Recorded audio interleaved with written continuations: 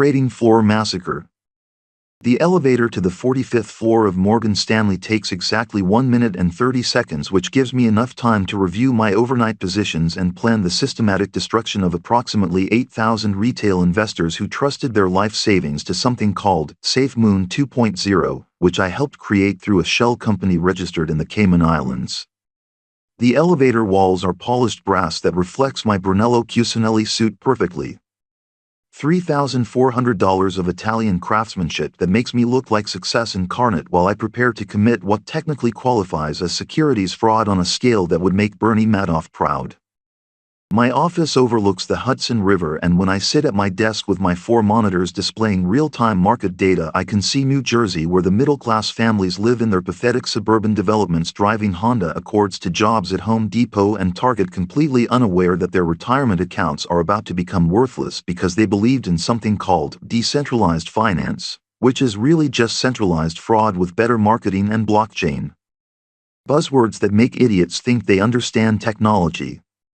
The coffee machine in the executive break room makes perfect espresso using beans that cost $67 per pound and are imported directly from some farm in Colombia, where the workers probably make less in a year than I spend on coffee in a month.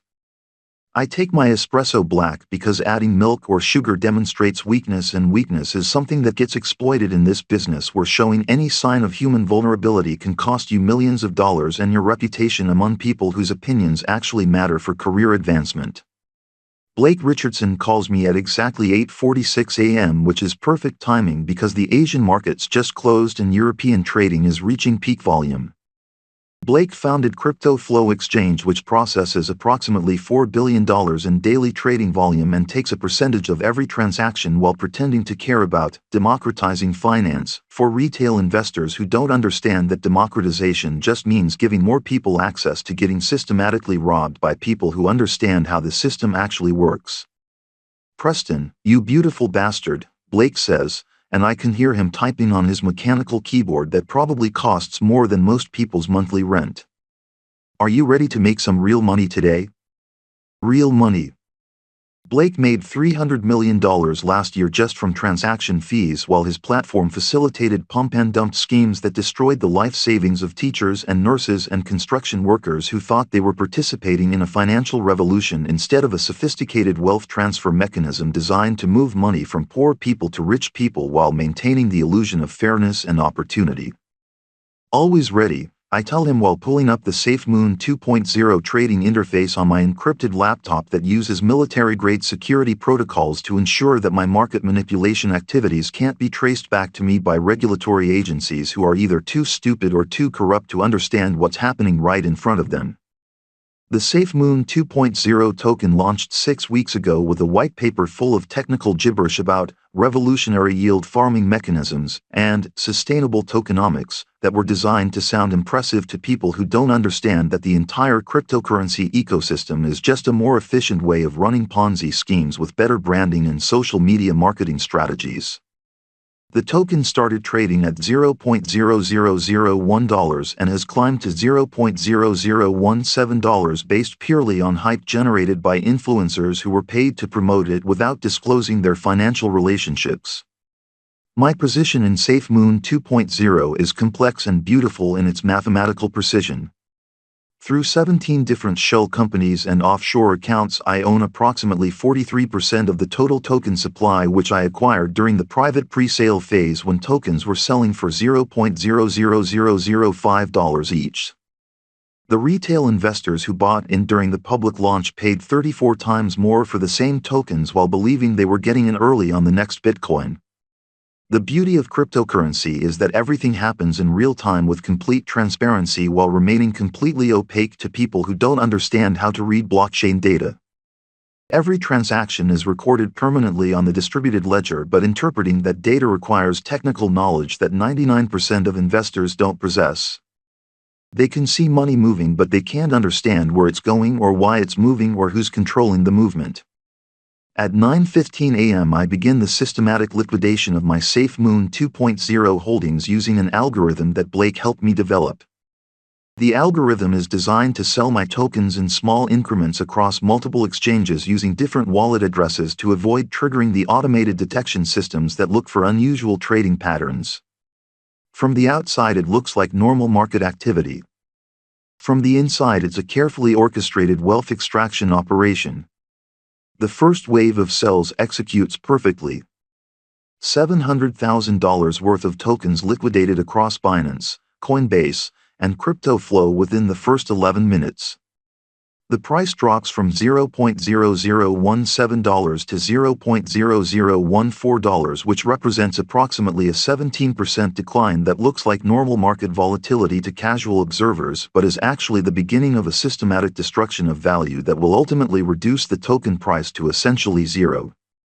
My second monitor shows the Reddit forums and Discord channels where SafeMoon 2.0 investors gather to discuss their holdings and encourage each other to hold the line, and diamond hands, which are cryptocurrency terms for refusing to sell even when prices are collapsing because they believe that collective determination can overcome market mathematics. These people have convinced themselves that investing is a team sport instead of a zero-sum game where their losses become my profits. Guys, this is just a healthy correction, writes someone called Diamond Hands 420 whose profile indicates he's invested his entire unemployment check in SafeMoon 2.0. We're building generational wealth here. My kids are going to thank me for holding through this dip. This fucking moron has no idea that his kids are going to grow up in poverty because their father confused gambling with investing and trusted his financial future to people who see him as a resource to be harvested rather than a person deserving of honest treatment. But his delusion is necessary for my success because if retail investors understood what was actually happening, they would sell immediately and limit my profit potential. The second wave of liquidations begins at 9:34 a.m. and this is where things get interesting because the price movements become large enough to trigger automated trading bots and margin liquidations that amplify the downward pressure. SafeMoon 2.0 drops from $0.0014 to $0.0009 in less than 6 minutes, which represents a 36% decline that causes panic selling among investors who were previously committed to holding long-term. The Discord channel fills with messages from people watching their life savings evaporate in real time. What's happening? Why is it crashing so hard? Asked someone called Moonlimbo69 who apparently invested his kid's college fund based on YouTube videos made by teenagers who've never worked a real job in their lives. Stay calm everyone, responds the channel moderator who is probably Blake using a fake identity. This is just whales taking profits. It happens with every successful token. We're still early. The technology hasn't changed. The technology. As if SafeMoon 2.0 represents some kind of technological innovation instead of just a database that tracks who owns imaginary numbers that have value only because other people agree they have value. The entire cryptocurrency ecosystem is built on collective delusion maintained through social pressure and artificial scarcity that can be manipulated by anyone with sufficient technical knowledge and startup capital. By 10:15 a.m. I've liquidated approximately 60% of my position for a total profit of $4.7 million while the token price has declined to $0.0004. The retail investors who bought at the peak have lost approximately 76% of their investment in less than 2 hours. Their money has been transferred directly to my bank accounts through a process that appears completely legal and legitimate to regulatory agencies who don't understand cryptocurrency well enough to recognize sophisticated market manipulation. The Reddit forum is now filled with suicide prevention hotline numbers and posts from people explaining how they lost their houses, their retirement savings, their children's education funds. I trusted the community, writes someone called CryptoNoob 2025. Everyone said we were going to the moon together. How could this happen so fast? This happens because financial markets are not communities. Their battlefields where superior information and capital deployment destroy inferior strategies and naive beliefs about fairness and cooperation. The people posting suicide hotline numbers are the same people who were posting rocket ship emojis yesterday when they thought they were getting rich at someone else's expense. At 11:30 a.m. I decide to celebrate my successful operation by visiting Tourneau on 57th Street, where I purchase a Patek Philippe Nautilus 5711 in white gold for $57,000. The watch represents approximately 12 minutes of profit from this morning's trading activity. The sales associate treats me with the reverence reserved for people who can make luxury purchases without checking their account balances first. "This is a beautiful choice, sir," he says while handling the watch with cotton gloves. The Nautilus is considered by many collectors to be the pinnacle of sports watch design. This particular model has a waiting list of over 2 years for most clients. I don't mention that waiting lists are for people without sufficient financial resources to bypass normal retail channels. The watch will look perfect with my Brunello Cucinelli suits and will communicate the right combination of wealth and taste to people whose opinions matter for my continued success in an industry where appearance and status symbols directly correlate with compensation and advancement opportunities. Walking back to the office, I think about the mathematical beauty of what happened today. 8,400 retail investors lost a combined total of approximately $37 million in collective value. That money didn't disappear. It transferred to people like me who understood the actual mechanics of the system they thought they were participating in. Energy cannot be created or destroyed, only transferred from one form to another. Wealth operates according to similar physical laws. The afternoon is spent monitoring the continued collapse of SafeMoon 2.0 and executing smaller sell orders to maximize my remaining profit while maintaining the appearance of normal market activity. By market close, the token has declined to $0.0001, which represents a 94% loss from its morning high. My total profit for the day is $6.2 million minus approximately $40,000 in transaction fees and tax optimization costs. The final liquidation happens at exactly 3:47 p.m. when I sell my remaining tokens for whatever price the market will bear. SafeMoon 2.0 is now effectively worthless. The retail investors who believed in diamond hands and holding for generational wealth have lost everything. The Discord channel has been deleted. The Reddit forum is filled with posts about suicide and bankruptcy and families destroyed by financial ruin. Some of these people will actually kill themselves rather than face the consequences of their investment decisions. Their wives will leave them. Their children will grow up in poverty. Their parents will spend their final years working minimum wage jobs instead of enjoying retirement. And all of this human misery was caused by their fundamental misunderstanding of how financial markets actually operate.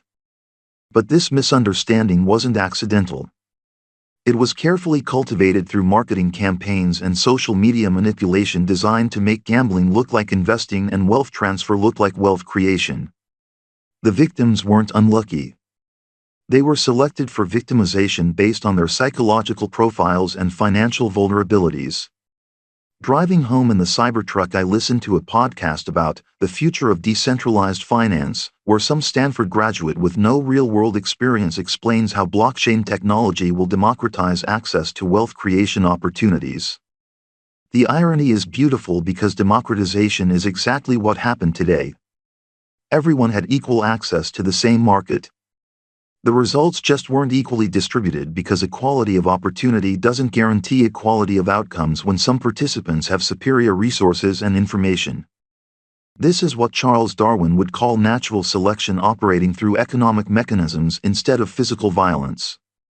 The retail investors who lost their money today were eliminated from the gene pool not through death but through financial destruction that will prevent them from accumulating enough resources to provide their children with competitive advantages in the next generation. Meanwhile, people like me multiply our wealth and pass superior financial DNA to offspring who will continue dominating people too stupid or weak to understand how the system actually works. The genetic code for financial success isn't biological. It's informational. It's understanding that morality is a luxury that poor people can't afford and rich people don't need. It's recognizing that empathy is an evolutionary mistake that handicaps individuals who are capable of genuine excellence. It's accepting that the world is fundamentally hierarchical and that pretending otherwise just makes it easier for superior people to exploit inferior people who cling to democratic delusions about fairness and equality.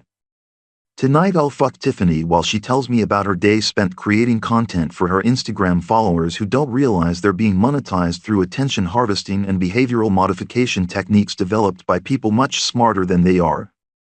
Then I'll review tomorrow's trading opportunities and plan the next systematic destruction of retail investors who think they're participating in a financial revolution instead of a wealth extraction operation designed to transfer money from people who work for money to people who make money work for them. This is what peak performance looks like in 2025. Not physical dominance or intellectual achievement, but the mathematical precision of wealth accumulation through systematic exploitation of human cognitive biases and regulatory blind spots. Darwin would be proud.